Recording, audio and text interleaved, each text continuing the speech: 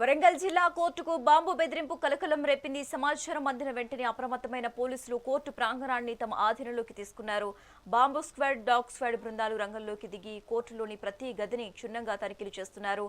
ముందు జాగ్రత్త చర్యగా కోర్టు పరిసరాల్లో భారీగా అదనపు పోలీసు బలగాలను మోహరించి భద్రతను కట్టుదిట్టం చేశారు. ఈ బెదిరింపు సందేశం ఎక్కడి నుంచి వచ్చింది, దీని వెనుక ఉన్న వ్యక్తులు ఎవరు అనే కోణంలో పోలీసులు లోతుగా దర్యాప్తు చేస్తున్నారు. కోర్టుకు వచ్చిన లాయర్లు, కక్షిదారులు, ప్రజలు ఈ హఠాత్ పరిణామంతో తీవ్ర భయాందోళనకు గురయ్యారు. ప్రస్తుతం సోదాలు కొనసాగుతూ ఉండటంతో పోలీసులు అందరినీ సురక్షిత ప్రాంతాలకు తరలిస్తున్నారు.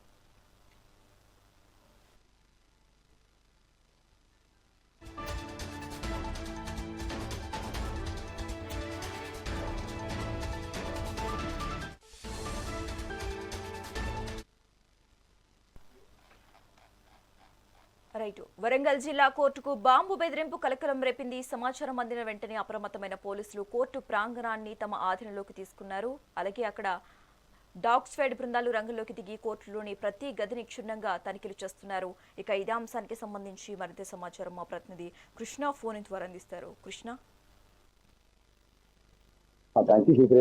తెలంగాణలో అతిపెద్ద కోర్టు ఐదో తర్వాత రెండో కోర్టుగా పిలువబడే వరంగల్ అనంకొండ శివగారి కోర్టులో ఈ రోజు అజ్ఞాత వ్యక్తులు బాంబు బెదిరింపు కాల్ చేయడం వల్ల పోలీసులు అప్రమత్తమయ్యారు. Bomb squad plus dog squad తో మొత్తం తనిఖీ చేశారు. ఇది చూసినట్లయితే ఈ కోర్టులో సుమారుగా 25 నుంచి 30 మంది న్యాయమూర్తులు ఉంటారు. వారికి భద్రత ఏర్పాటు చేశారు. వాళ్ళని ఇమ్మీడియట్లీ ఎప్పుడైతే బాంబు బెదిరింపు వచ్చిందో ఇమ్మీడియట్లీ వాళ్ళని బయటికి తీసుకొచ్చి వాళ్ళని సురక్షిత ప్రాంతాల్లో పెట్టేసి ఉన్న లాయర్లను కానీ, కక్షదారులను కానీ, కోర్టుకు వచ్చిన కేసుదారులను కానీ ఇమ్మీడియట్లీ అక్కడి నుంచి బయటికి పంపించి ప్రతి ఒక్క మూల క్షుణ్ణంగా పరిశీలన చేస్తారు. బాంబు స్క్వాడ్ తో డాగ్ స్క్వాడ్ తో అక్కడ కొన్ని రోజులుగా ఏమైనా వెహికల్ పార్కింగ్ ఉన్నాయా, వాటిలో ఏమున్నాయని చెప్పేసి వెహికల్ పార్కింగ్ కానీ, ఆడున్న టీ స్టాల్స్ కానీ ప్రతి ఒక్కరిని క్షుణ్ణంగా పరిశీలిస్తున్నారు.